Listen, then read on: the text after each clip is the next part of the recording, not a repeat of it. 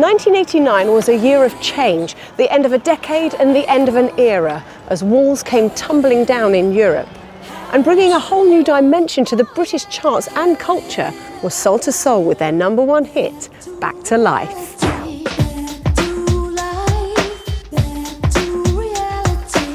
This was a revolutionary collective of musicians, DJs and engineers. Heading it up was Jazzie B. After leaving school, being offered a job as a milkman, I thought that ain't really worked for me. I spent a long time trying to find a job in the recording world. I ended up working for the great Tommy Steele. I became a T-boy, and you really learnt your craft, from the bottom to come up. With a view to combining the attitude and style of punk music and the traditions of his family's Caribbean background, Jazzie formed a sound system with school friend Dade Harvey. The sound system initially started off, I guess, as a mobile disco. We built our own sound systems, buying all this makeshift hi-fi and putting it all together. As well as playing a unique and distinctive mix of reggae, soul and hip-hop, what made Soul to Soul stand out was the creation of a whole image around their sound. Soul to Soul is an amalgamation of both music and fashion. We made up the T-shirts of our image, a happy face, a thumping bass for a loving race. Soul to Soul built up a huge following playing warehouse parties in the suburbs, and then began to host a regular club night every Sunday at the Africa Centre in Covent Garden. Broadcaster and DJ Trevor Nelson remembers their early days. You really felt that you were somewhere unique when you went to a Soul to Soul party. They kind of transported you to another planet, the planet Ard they used to call it, but it was incredibly visual. Soul to Soul were a brand before they were a group, which is phenomenal foresight. We're a sound system, an amalgamation of good dance music. Inspired by the response of their enthusiastic following, Soul to Soul began making and recording their own music through sampling.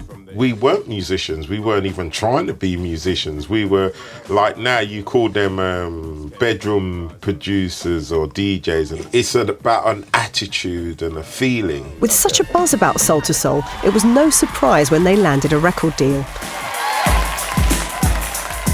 Their first album, optimistically called Club Classics Volume 1, introduced a whole new sound to the pop charts. Black music, as it was known at that time, was very caught up with the American sound, a very synthesized, very light, thin sound. And we came on with this groove that was heavily influenced by, James Brown and the JBs, that sort of era. The emphasis was on that kind of syncopation, which really wasn't reggae, but it was hard for you to define. I mean, what is this? Their hit single, Back to Life, evolved from experimenting in the studio with an a cappella track from that first album.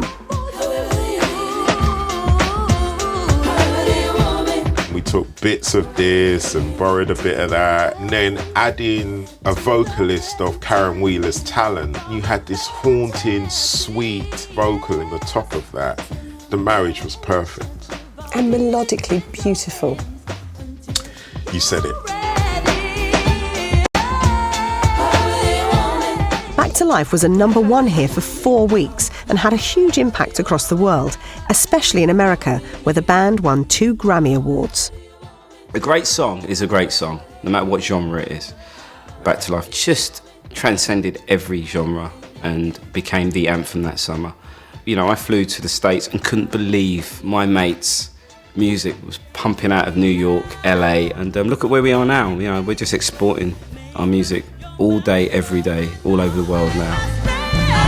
It's amazing when heads are together, what you can do, the collective.